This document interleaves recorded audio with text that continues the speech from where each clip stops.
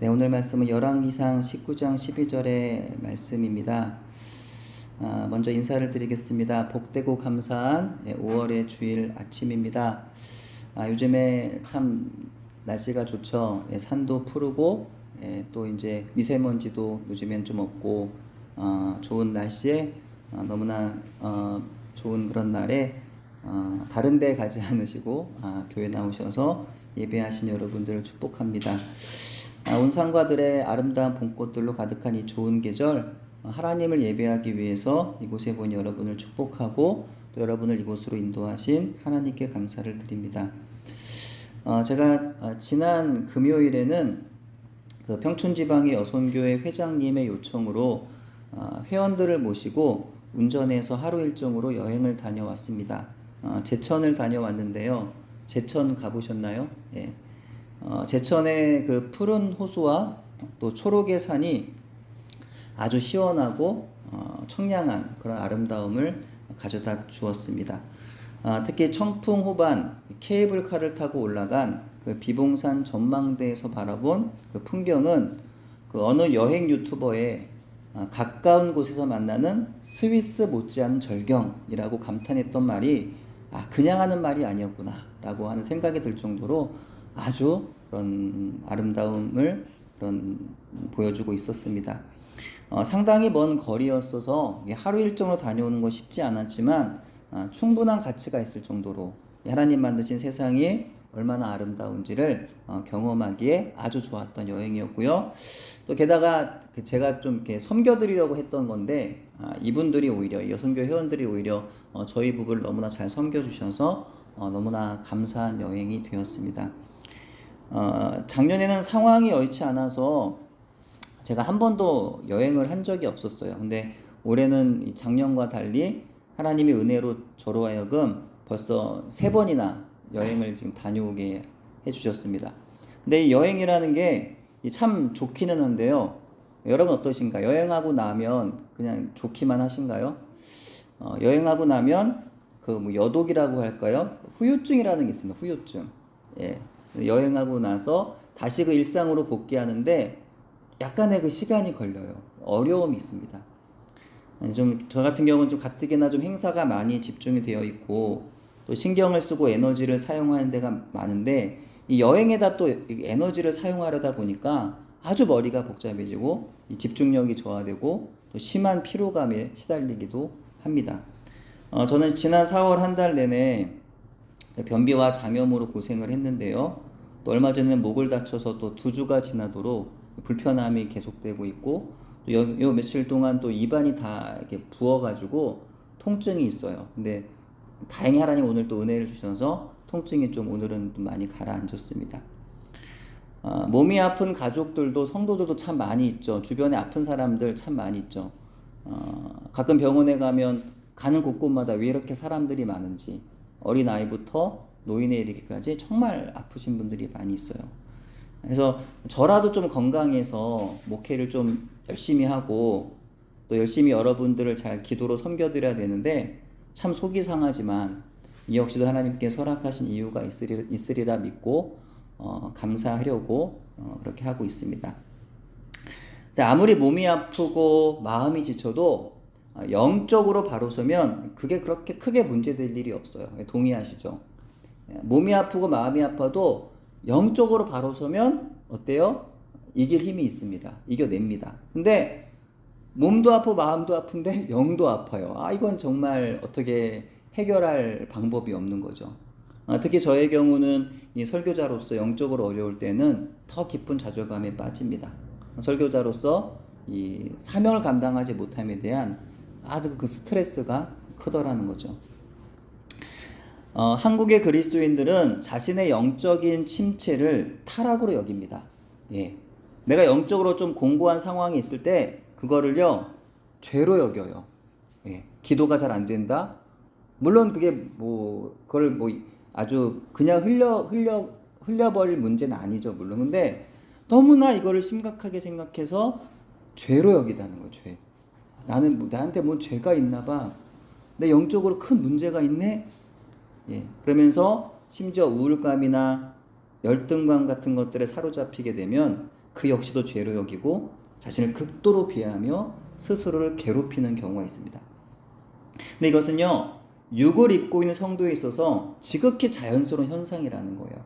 그 자체가 죄고 그 자체가 악은 아니라는 겁니다. 예. 그것을 모르지 않지만 몸이 아프고 마음이 지칠 때면 우리 약한 데를 누구보다 잘 알고 있는 사단은 우리에게 그런 부정적인 생각들로 시험을 하더라는 거죠. 마음의 우울감과 열등감이 일어나고 그로 인한 영적 침체와 같은 현상이 있는 게 죄가 아니라는 겁니다. 그 현상 자체가 죄가 아니라 그 현상에서 벗어나고자 하는 그 이후의 행동에서 그것이 거룩이 되기도 하고 죄가 되기도 하는 거죠. 충분한 휴식을 취하거나 어떤 분 같은 경우 특히 목회자들 같은 경우는요, 쉬는 것도 죄로 여겨져요. 쉬는 것도 상당히 죄책감이 듭니다. 이러한 부분도 없지 않아 있는데, 하지만 충분한 휴식을 때로는 취하는 게 오히려 좋은 거죠. 또 일상의 경건의 시간을 회복하거나 예배 공동체에 복귀한다면 그것은 하나님께서 기뻐하신 일이지만, 침체 해결책을 세상 것들로부터만 얻으려고 한다면 그것은 하나님이 싫어하시는 것으로 바로 거기에 죄가 틈을 타게 되는 겁니다. 어떠신가요? 여러분의 육체와 여러분의 영혼은 지금 강건하신가요? 여러분 지금 행복하신가요? 최신 발표된 2026년 세계 행복 보고서에 따르면 한국의 행복 지수는 조사 대상 147개국 중에 67위를 기록했습니다. 이는요, 역대 최저 수준입니다. 한국은 세계에서 손꼽을 정도로 강대국의 반열에 올라 있죠. 세계 수많은 나라들이 한국을 부러워합니다. 그렇죠? 예.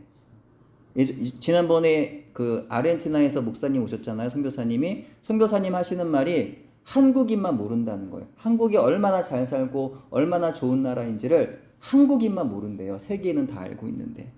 예. 그래서 이미 세계 수많은 나라들이 한국인들을 부러워하고 있는 오늘날에 정작 한국 사람들은 세계에서 가장 불행한 사람들이라는 거예요. 이게 뭔가 이상하지 않나요? 아이러니 아닙니까? 어떻게 이러한 문제들을 설명해야 할까요?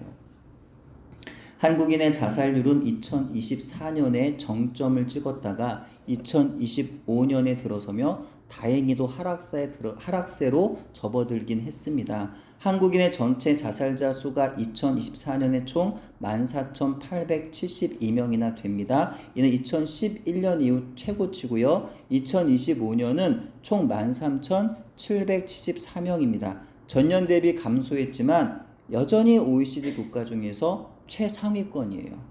그나마 다행이라고 해야 할까요? 전체적으로 조금씩 자살자가 줄어들고 있다는 건데, 하지만 그 가운데서도 10대, 우리 교회 10대 있나요? 10대 이하의 청소년 사망자는 더 올해 들어서 증가했다는, 작년과 올해 들어서 증가했다는 충격적인 조사 결과가 있었습니다. 도대체 왜 이렇게 한국인들은 불행한 걸까요?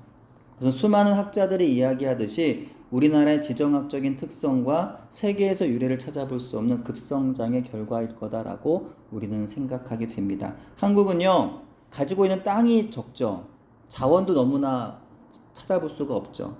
그런 나라이기 때문에 열심히 일하지 않으면 살아남을 수가 없어요. 항상 경쟁해야 되고 항상 긴장해야 됩니다. 그러니까 행복하지 않아요. 마음이 항상 불안하고 항상 마음이 편치가 않은 거예요. 경쟁사회를 살아가다 보니까 공동체 안의 신뢰가 무너져서 상처를 서로 주고받는 일들이 아주 빈번하게 일어납니다. 정치적으로 분열로 인한 사회적인 피로감과 스트레스도 심각합니다. 그래서 여행지에서 만나는 사람들 속에서의 여유와 평화가 일상에서 만나는 그 사회에서의 갈등과 증오와 충돌하면서 여전히 그 피로감이 완전히 치유되지는 못하더라는 거죠. 우리가 이와 같이 피곤하고 아주 지치고 스트레스로 인하여 몸과 마음이 아픈 상태가 되지 않으면 좋겠지만, 그래서 우울감과 좌절감과 더 나아가 영적인 침체에 빠지게 되고 급기야 하나님을 향한 믿음마저 희미해져 버리는 일이 없어야 하겠지만, 그럼에도 불구하고 이런 안타까운 상황에 놓이게 되었다면 이제 우리는 어떻게 해야 하는 걸까요? 예. 내가 항상 믿음의 최상단을 찍으면서 항상 하나님과 교제하며 정말 영적으로 정말 우월한, 영적으로 아주 훌륭한 상황이 항상 있으면 좋겠지만 그렇지 못하다고 한다면 우리는 그럼 어떻게 할까요? 그땐 어떻게 할까요? 예. 몸과 혼과 영이 총체적으로 병에 걸려 신음하고 있는 이 상태를 치유하여서 강건함과 평안함과 충만함의 상태로 회복되려면 어떻게 해야 하는 걸까요? 이럴 때 우리는 일반적으로 아픈 몸을 먼저 살펴서 얼른 몸이 낫도록 애쓸 겁니다. 그리고 마음을 안정시키려고 무언가를 시도하겠죠. 또 영적인 어떤 경건의 시간들을 가지려고 노력하겠죠. 하지만 사실 우리의 몸과 영혼의 전인격적 문제가 발생했을 때 가장 우선적 돌아보아야 하는 것은 우리의 표면적인 육체의 건강보다 우리의 영이 되어야 하는 줄로 믿습니다. 그래서 우리의 영을 돌아보아서 우리의 믿음이 약해졌으면 그 믿음을 먼저 회복해야 하는 거예요. 뭘 회복해야 한다고요? 그 믿음을 회복해야 하는 거예요. 그 믿음은 어떻게 회복하나요? 여러분 믿음 어떻게 회복합니까? 내가 요새 믿음이 좀 약해진 것 같아. 그럼 그 믿음을 어떻게 회복하냐는 거예요.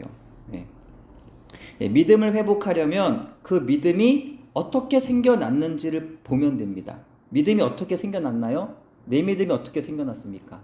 예? 믿음은 뭐에서 납니까? 들음에서. 뭘 들어요? 하나님 말씀을 들음으로 우리의 믿음이 생겨난 거예요. 그럼 우리의 믿음은 하나님의 말씀을 들음에서 나는 것이기 때문에 우리의 약해진 믿음을 회복하는 길도 똑같다는 거예요. 내 믿음이 약해졌다? 뭐 어떻게 하면 돼요? 들으면 돼요. 뭘요? 하나님 말씀을. 그래서 그럴 때에는 내가 믿음이 약해졌을 때에는 그럴 때에는 그 어느 때보다 다른 얘기 들으시면 안 돼요. 예. 그럴 때는 진짜 뭐 사람 얘기 듣고 뭐 이렇게 세상 얘기 듣고 정치 얘기 듣고 그런 거 듣지 마시고 정말 내가 믿음이 약해졌다? 그럼 그땐 자꾸 하나님 말씀을 어느 때보다 더 들으셔야 된다는 거예요. 예. 그래야 믿음이 회복된다는 거예요. 예. 마음이 힘들고 어려우니까 그럴 경우 많잖아요. 뭐 드라마를 본다든지 뭐 사람 찾아가서 위로를 얻는다든지 물론 그것도 어느 정도의 위로는 되지만 정말 우리의 그 믿음이 회복되려면 하나님의 말씀을 들어야 한다. 아멘. 자, 그렇다면 하나님 말씀을 듣기만 하면 정말 믿음을 가질 수 있을까요? 예. 이건 또 무슨 말이냐? 또 이런 생각이 들죠. 예. 하나님 말씀을 들으면 믿음이 생긴다고 하고 하나님 말씀을 들으면 믿음이 회복된다고 하는데 그럼 정말 그런가? 예. 정말 하나님 말씀을 들으면 믿음을 가질 수 있는가? 믿음이 회복되나? 그렇다면 예. 하나님 말씀을 쉽게 들을 수 있는 오늘날 하나님을 믿지 않는 사람들이 왜 많은 걸까요? 하나님 말씀이 들려지는 곳에서도 누군가는 믿지만 누군가는 믿지 않아요. 누군가는 그 말씀 앞에서 회복되고 정말 결신을 하고 하나님의 종으로 세워지지만 누군가는 그 말씀을 듣고 화를 냅니다. 불편합니다. 그죠? 그런 일들이 왜 벌어지냐는 거예요. 근데도 하나님 말씀을 듣기만 하면 정말 믿음이 생기나? 약해지고 병든 믿음이 하나님 말씀을 들으면 회복될 수 있는 건가? 이런 질문이 생기더라는 거예요. 심지어 하나님 말씀을 그토록 많이 들었던 이스라엘 백성들의 믿음 없는 모습들은 무엇으로 설명할 수가 있는 걸까요? 이스라엘 백성들은 그렇다고 쳐요. 근데 오늘 성경에 보니까 정말 믿음의 사람이 나오잖아요. 누구보다 믿음의 사람. 예. 하나님의 말씀을 정말 그 육으로 막 이렇게 듣고 정말 하나님 살아계심을 분명히 막 경험했던 그런 능력의 사람. 예. 850명의 우상 숭배자들과 이렇게 싸우고 하나님의 살아계심을 그 이스라엘의 악한 왕과 우상 숭배자들과 그리고 정말 불신앙의 그 모든 백성들 앞에서 분명히 나타내 보여줬던 그런 믿음의 사람도 오늘 본문에 보니까 믿음이 없는 거예요. 이상하게. 도대체 그런데 믿음이라는 걸 우리가 가질 수 있냐는 거죠. 정말 하나님 말씀을 듣기만 하면 믿음으로 언제나 살아갈 수 있는 게 맞느냐라는 거죠. 엘리야 선지자의 경우를 보면 믿음이라는 것을 남과 비교할 필요가 없다는 생각을 새삼 하게 됩니다. 우린 엘리야 같은 하나님의 사람들을 대단히 높이 보고 심지어 어떨 때에는 우상화하기도 하지만 사실 성경의 기록처럼 엘리야도 우리와 같은 성정을 가진 사람에 불과하기 때문입니다. 하나님의 음성을 들으며 하나님의 능력을 믿음으로 발휘한 그조차도 믿음에 있어서 약하여 넘어질 때가 있었다는 거예요. 네. 그러니까 남과 비교해서 내 믿음이 작다고 너무 그렇게 실망하거나 낙심할 필요가 없다는 겁니다. 예. 이것은 저에게도 주시는 하나님 아버지의 말씀이에요. 하나님의 사람들의 감동적이고 도전적인 간증과 유명한 목사님들의 설교를 듣거나 선교사님들의 영적인 선교 사역의 보고를 들을 때면 참으로 힘이 되고 위로도 되고 도전도 되지만 가끔은 어떤 생각도 들어요? 예, 나를 비교하게 될 때가 있다는 거예요. 그래서 실망스러울 때가 있더라는 겁니다. 예. 제가 어제는 그 이민아 목사님의 설교를 듣다가도 그런 생각을 문득 하게 되었어요. 예. 그분은요, 30이 되기 전에 하나님 몰랐던 분이에요. 30이, 물론 뭐 주변에 뭐 그런 이야기들은 들었겠죠. 주변에 믿는 사람들 이야기. 근데 30이 되기 전에는 하나님을 경외한 사람이 아니라 자기 생각대로, 자기 뜻대로, 자기 힘으로 살아갈 수 있다고 그렇게 믿었던 사람이에요. 그런 사람이 30이 넘어서 하나님을 만나 저렇게도 하나님을 아름답게 사랑하고 주님의 신부로 거룩하고 온전한 설교자로 살아가셨는데 나는 그분보다 더 일찍 하나님 만났는데 왜 나는 저분처럼 살아가지 못하지? 뭐 이런 생각이 문득 스치는 거 그러면서 예, 이건 감정이니까 어쩔 수 없는 건데 제가 뭐 이러면 안 돼 이렇다가 되는 게 아니잖아요. 문득 드는 거예요. 저분은 저렇게 멋지게 살아갔는데 인생을 나는 왜 이렇게 살아가지? 막 이런 실망스러움이 막 들어오는 거예요. 그래서 근데 이건 하나님 주신 생각이 아닌데 그럼에도 불구하고 그런 생각이 들면서 순간 막 실망스러울 때가 있더라는 겁니다. 예. 사실은 그 누구도 자기 믿음을 자랑할 수가 없는 건데 말이죠. 아무리 하나님 앞에 아름다운 믿음으로 살아도 그 믿음조차 자기 공로가 아니기 때문이며 하나님의 은혜이기 때문입니다. 근데 그 믿음조차도 하나의 성적표로 여기는 거예요. 성적을 매기려는 마음이 들어오는 순간 저 사람은 한 10등 정도 될 것 같아. 나는 한 100등도 안 되겠네. 뭐 이렇게 경쟁사에 살다 보니까 신앙생활도 믿음조차도 순위를 매기려고 드는 거예요. 저 사람 나보다 여기 있고 나는 여기 있고 막 이렇게 생각이 되는 거예요. 근데 그게 아니라는 겁니다. 잘못 생각하는 거예요. 예. 그런 마음이 들어오는 순간 믿음의 사람들에게서 도전을 얻고 용기를 얻기보다 낙심이 되는 겁니다. 아주 안 좋은 거예요. 하나님께로부터 온 마음이 아닙니다.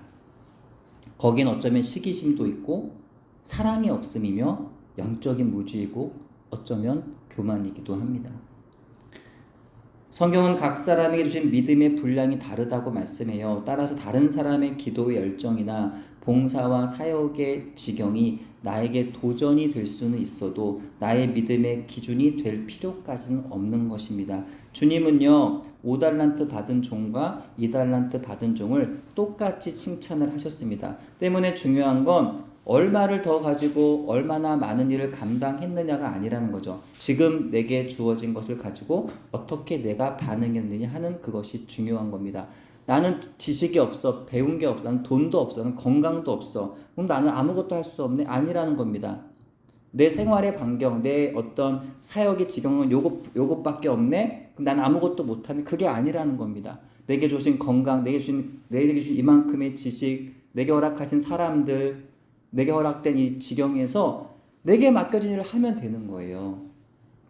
그게 바로 하나님으로부터 충성된 종아, 네가 작은 일에 충성하였구나 라고 하는 하나님의 그 주님의 칭찬을 들을 수 있게 살아가는 사람의 모습이라는 거예요.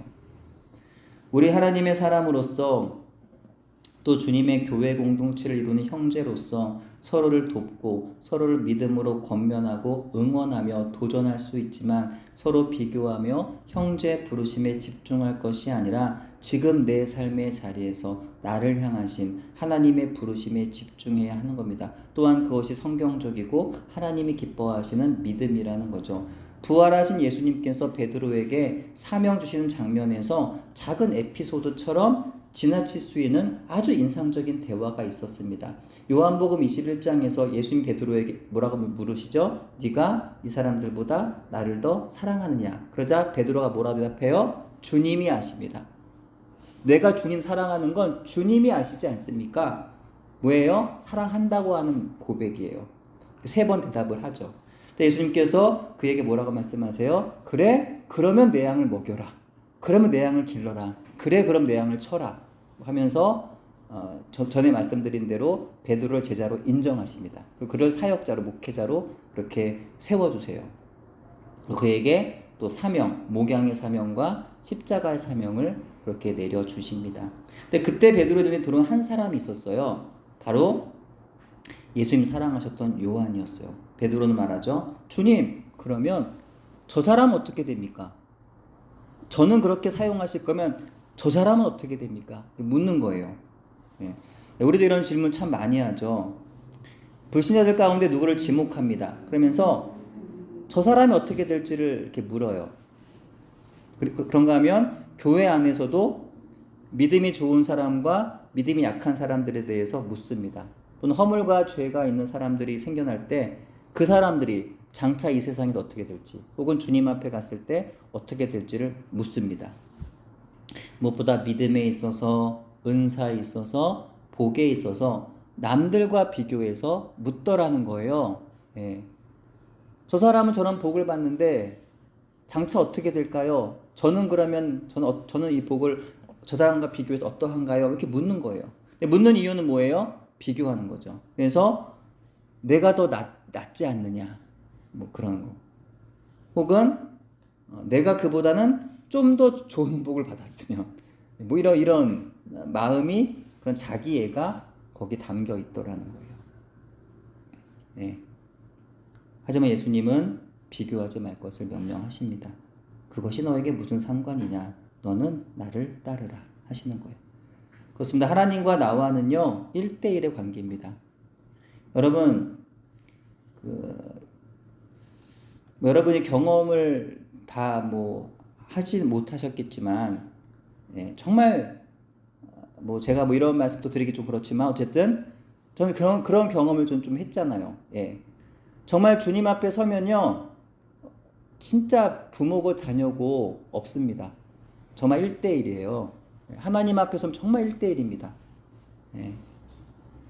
사는 동안 내가 하나님 앞에 충성하고, 내가 하나님을, 예수 그리스도를 굳게 붙들고 구원받고 하나님의 사람으로 살아야지, 부모가 나를 어떻게 못하고요, 자녀가 나를 어떻게 못합니다. 내가 하나님 앞에 1대1로 항상 바로 서셔야 돼요. 믿음은 비교 대상이 될 수 없습니다. 비교할 수가 없어요. 나보다 믿음이 좋다고 생각하는 그 사람조차도 내가 알지 못하는 곳에서 그 역시도 나와 크게 다르지 않은 믿음의 싸움을 계속하고 있을 것입니다. 믿음이란 끊임없이 하나님의 말씀 앞에 엎드려서 하나님 말씀을 지속적으로 듣지 않고서는 누구도 그 믿음을 장담할 수 없어요. 얼마나 그 믿음의 사람들이 무너지는 걸 봅니까? 보잖아요. 우리도 정말 믿음의 사람인데 왜 저럴까? 여기 앞에서는 저도 마찬가지고 저 믿음이 있는 것 같은데 믿음이 없네? 보잖아요. 우리가 그런 모습들을. 끊임없이 우리를 믿음으로부터 떨어지게 만드는 사단의 여러 가지 유혹들과 시험들 가운데서 우린 포기하지 말고 끝까지 믿음의 선한 씨름을 해나가야 하는 줄로 믿습니다.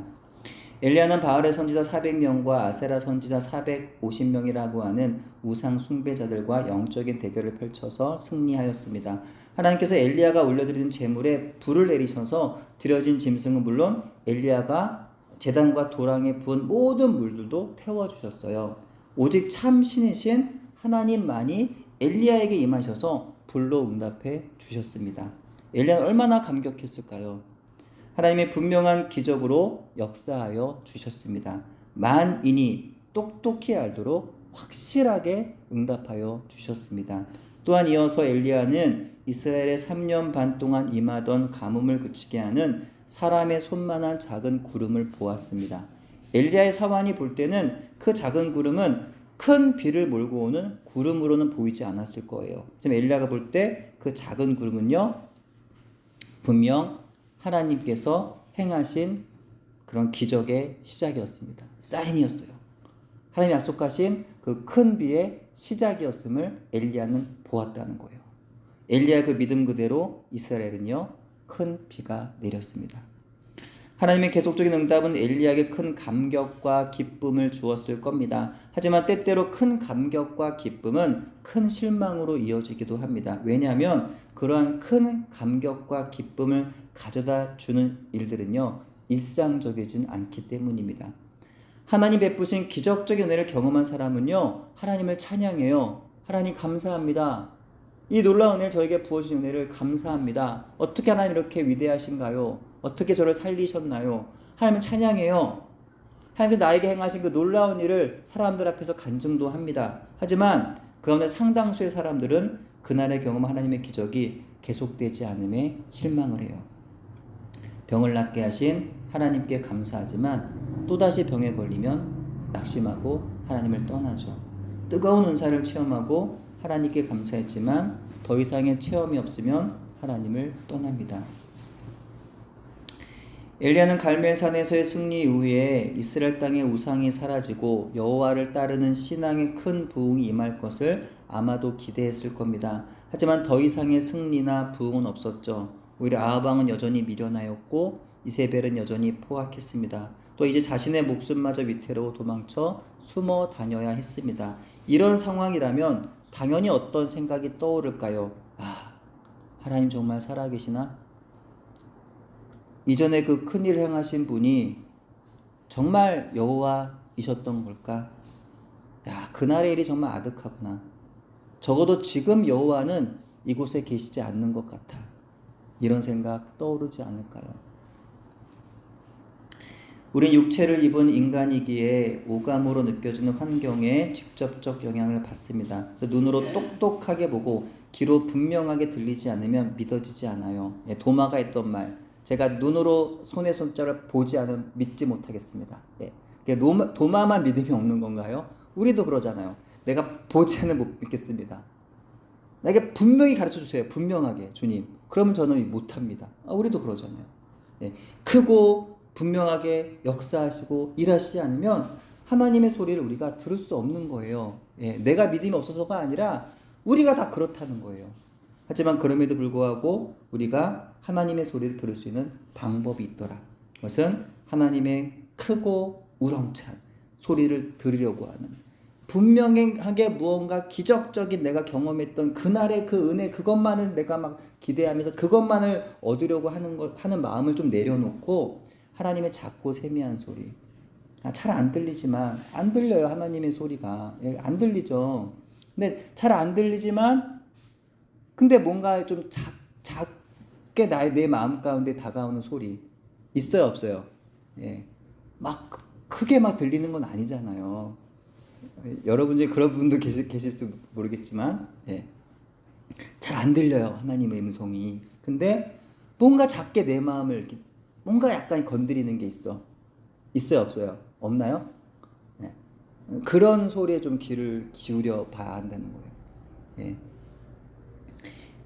엘리야는 불 가운데 임하신 하나님 임재를 경험했어요. 엘리야는 사람 손만한 작은 구름을 역사하시는 하나님의 응답을 경험했어요. 하지만 그 이후 엘리야가 절망할 수밖에 없었던 것은 하나님은 불 가운데만 임하시는 것이 아니라 작은 구름으로만 임하시는 것도 아니라 그 이세벨의 위협 가운데 아무런 소망 없이 두려움을 떠는 연약한 인간에게도 임하신다는 사실을 알지를 못했기 때문입니다.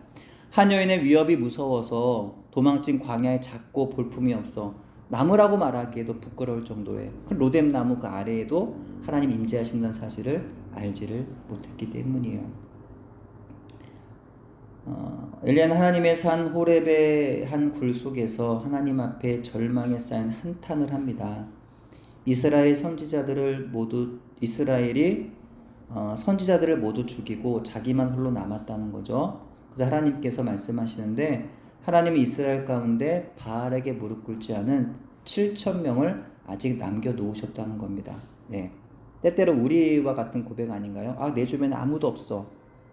나를 위해 기도해 주는 사람 아무도 없어. 근데 제가 요즘에 더 느끼는 거는 제가 알지 못하는 곳곳에 저와 우리 교회 위해서 기도해 주시는 분들이 엄청 많이 있습니다. 우리 교회가 또 길가에 있잖아요. 제가 가끔 이제 좀 교회를 옮기고 싶다. 좀 이렇게 그 동네 분들이 계시는 그 동네 안으로 좀 들어가고 싶다. 제가 이런 그런 마음에 기도할 때도 있었는데 길가에 있는 교회라서 좋은 건 지나가는 사람들마다 보고 기도해 주신다는 거예요. 예, 지나가시는 분마다 이 교회가 보이니까 이 교회에 하나님의 은혜가 임하게 하옵소서, 이 교회 주님 부흥을 허락하옵소서, 이렇게 기도하시는 분들이 있다는 거예요. 그래서 또 그건 너무나 감사하다. 예, 그런 분들을 남겨놓으셨다. 아무도 없는 것 같은데 나를 위해 기도하고 우리 교회를 위해 기도하시는 분들이 있더라. 하나님 말씀은 크고 강한 바람이나 지진이나 불이 아니라 그 모든 것들이 다 지나고 난 이후에 세미한 소리로 임하셨다는 겁니다. 우리의 삶의 현장에서 언제나 말씀하신 하나님의 목소리를 우리는 듣고 있을까요? 몸과 마음의 병이 찾아오고 영적으로 마저 침체에 빠져 실망감과 죄책감에 괴로워하는 그 순간조차도 내게 말씀하시는 하나님의 음성을 우리는 듣고 있나요? 아마도 우리는 엘리야와 같이 하나님께서 기뻐하시는 크고 대단한 사역을 감당해야지만 하나님의 소리를 들을 수 있다고 여길지 모르겠습니다. 하나님의 음성은 어떤 대단한 선교 사역을 하거나 엘리야처럼 우상으로 가득한 지역에서의 어떤 영적 전쟁을 하는 경우에나 들을 수 있다고 여길지 모르겠습니다. 하나님은 정말 나와 같이 약하고 부족한 사람이 아니라 정말 능력 있고 뛰어난 그 사람들에게만 말씀하신다고 여길지도 모르겠습니다. 내가 병들어 있거나 사람들로부터 어떤 공격을 당하거나 재정적인 압박을 받고 있거나 내가 너무나 초라하고 연약해져 있는 그 순간에는, 그래서 마음도 아프고 영적으로 침체해져 있다면 다른 사람들처럼 하나님도 나에게는 아무런 말씀하지 않으시는 거라고 생각할지도 모르겠어요. 하지만 하나님은 그 실패와 절망의 순간에 주변에 아무도 없는 조용한 그때 우리에게 찾아와 말씀하시는 거예요. 엘리야에게 하셨던 것처럼 말이죠. 우리가 감정을 따르다 보면 믿음을 잃을 가능성이 많아요. 너무 힘들고 지쳐 영적으로 일어날 힘을 가질 수 없을 것 같아도 하실 것은 감정에 속는 겁니다. 사단의 거짓말에 속는 거죠. 예수 그리스도 이름으로 떠나가도록 명령해 하는 줄로 믿습니다.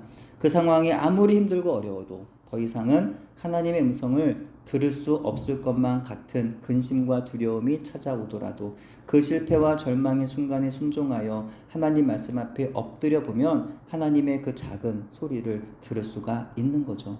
그 실패와 절망의 순간이 하나님의 세미한 소리를 들을 수 있는 가장 좋은 환경이 되어줄 줄로 믿습니다. 오늘 우리가 하나님을 찬양했죠. 힘들고 지쳐 낭망하고 넘어져 일어날 힘이 전혀 없을 그때 하나님께로 나가기만 하면 하나님께서는 나의 손을 잡아 주시는 겁니다. 믿으시나요? 그리고 나에게 말씀해 주시는 겁니다. 너는 내 아들이라고, 너는 내 딸이라고 말씀해 주시는 겁니다. 괴로울 때 주님의 얼굴을 바라보면 안식을 주십니다. 힘이 없고 마음이 연약할 때 능력의 주님을 바라보면 주님이 힘을 주시고 지켜주시며 주님이 평화를 주십니다. 그렇게 하나님의 음성을 듣고자 기도하면 하나님께서는 우리의 기도를 들어주십니다. 그리고 우리를 모든 위험에서 건져주십니다. 우리를 반석에 세우시고 튼튼히 하셔서 감사로 찬양하게 하십니다. 그러니까 두려워 말라고 하시는 거예요. 하나님의 도우시는 의로운 오른손으로 나를 붙들어 주신다고 하나님 언제나 우리에게 말씀하시는 겁니다. 여러분의 인생에 여러분의 어제와 오늘의 힘들고 지치고 아픈 문제가 무엇인가요? 나는 너무 아픈데 내 아픔을 아무도 알아주지 못하니 마음이 외로워지고, 이런 나의 마음과 형편을 하나님마저 알아주시지 않는 것 같아서 괴로울 때 우리의 선하시고 신실하신 하나님 아버지 말씀 앞에 엎드리는 저와 여러분 되기를 바랍니다. 다른 믿음의 사람들과 자꾸만 비교하면서 하나님의 믿음이 좋고 많은 선한 일들과 복음 사역을 감당하는 사람들에게나 말씀하시지 몸과 마음이 아프고 영적으로 침체에 빠지기나 하는 이런 형편없는 나에게는 하나님 말씀하지 않으실 거라고 하는 거짓말로 자기를 괴롭히는 어리석은 사람이 되지 않았으면 좋겠습니다. 하나님은 사람이 아니시죠. 근데 우리 자꾸 하나님을 사람의 시각으로 봅니다. 하나님은 사람이 아니시기에 사람의 사랑으로 하나님의 사랑을 재단하면 안 된다는 겁니다. 하나님의 선하시고 신실한 사랑을 우리가 붙들어 한다는 거죠. 하나님 아버지는 착하고 똑똑하고 언제나 말 잘 듣는 자녀에게만 말씀하실 것 같은데 아니라는 거예요. 그런 자녀의 말만 들어주실 것 같은데 그게 아니라 비록 내가 하나님 말씀을 때론 잘 듣지 못하고 실수투성이로 살아가다가 심지어 몸과 영혼이 다 망가져 있어서 아프고 피곤하여 실패 자리에서 넘어져서 일어날 힘이 없어서 고통 중에 있는 그런 형편없는 자녀의 모습일지라도 하나님 그런 자녀에게 말씀하시고 어쩌면 그런 자녀의 눈물 어린 기도를 더 잘 들어주시는 줄로 믿습니다.